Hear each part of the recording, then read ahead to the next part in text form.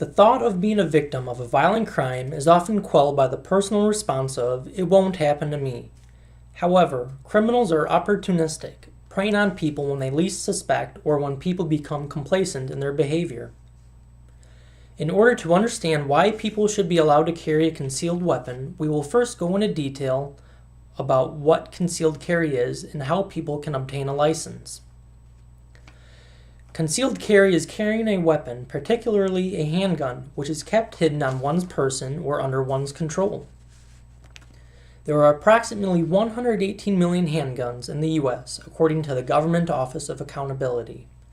There are two types of states that issue a permit: shall issue and may issue. In a shall issue state, issuing authorities are required to issue a permit to an applicant that fulfills the criteria if no reason for denial exists. In may issue states, the issuing authority uses discretion in granting permits. Steps to obtaining a concealed weapon permit varies from state to state. In Maryland, which is a may issue state, applicants must be at least 21 to own a handgun. Background checks are completed at the time of the purchase, as well as a 14-day waiting period. The person must not have been convicted of a felony or have been incarcerated for more than 1 year. The person also has not been in a juvenile detention center for the past 10 years, is not addicted to drugs or alcohol, nor convicted of any narcotic offenses. The person must also submit a notarized letter stating why they need to obtain the permit. Evidence suggests that in states that allow citizens to carry a concealed weapon, there is a drop in violent crime. According to Buckeyes Firearm Association, Michigan's crime rate dropped 10.5% in 3 years since passing, while Ohio's crime rate increased. As many as 200,000 women protect themselves from a sexual assault every year with a weapon. 66% of police chiefs believe that there is a reduced rate of crime due to concealed carry laws. According to JustFacts.com, the District of Columbia enacted a handgun ban in 1976 that required homeowners to keep all firearms locked and unloaded in homes. During this time frame, the homicide rate was 73% higher than before the law was passed. In 1985, the Department of Justice conducted a survey that found 57% of incarcerated felons are more afraid of meeting an armed victim than they are meeting a police officer. One armed victim was located in Michigan. 73-year-old Fred Price, a licensed CCW holder, defended himself and his business from an armed customer. A customer approached the counter, demanded money. Instead, Mr. Price retrieved a handgun and held the criminal for police. Anti-gun activists believe the answer to gun crime is to outlaw all guns. Even in areas where handguns are banned, there is a higher percentage in crime where criminals use handguns. Chicago banned handguns in 1982. However, in 2005 alone, 96% of murders were committed with handguns.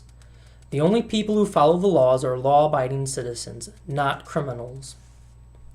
The Second Amendment states that citizens have the right to keep and bear arms. We must take action to ensure our constitutional rights are protected. Get involved with the National Rifle Association. They are the front runners in passing legislation for protecting gun owner rights. You can also write to your local state legislator, asking them to support any pro-firearm legislation. We must show that people are tired of having to rely on police for protection. They cannot be around you at all times, and that other states are serious in allowing citizens to protect themselves. 48 states have some type of carry permit. Illinois and the District of Columbia do not have any.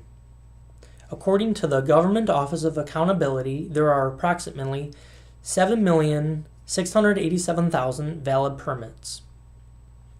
By passing laws that restrict firearm usage, lawmakers are only affecting law-abiding citizens, not criminals, who will continue to disobey laws.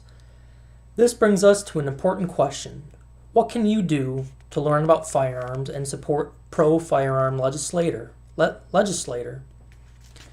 One thing you can personally do to learn more about gun safety and proper usage is to enroll in a National Rifle Association taught safety course. The NRA offers classes ranging from basic range and firearm safety, also to women-only classes. You can also support the NRA and other pro-firearm friendly organizations. The most important thing to do is to refuse to become a victim. Let your local and state representatives know that the issue is important to you. Clearly, when people hear concealed carry, they think of the Wild West, a time where anyone could carry a weapon. People also believe that this will lead to more violence by the hands of concealed weapon carriers. But the reality is, concealed weapon holders have in fact stopped robberies as well as protect themselves or other people. A responsible gun owner is someone who takes the time to learn how to properly handle a firearm, know the laws of a CCW, and only draw when directly threatened. Police cannot be everywhere, but criminals could be, and that is why people should have the right to carry concealed weapons.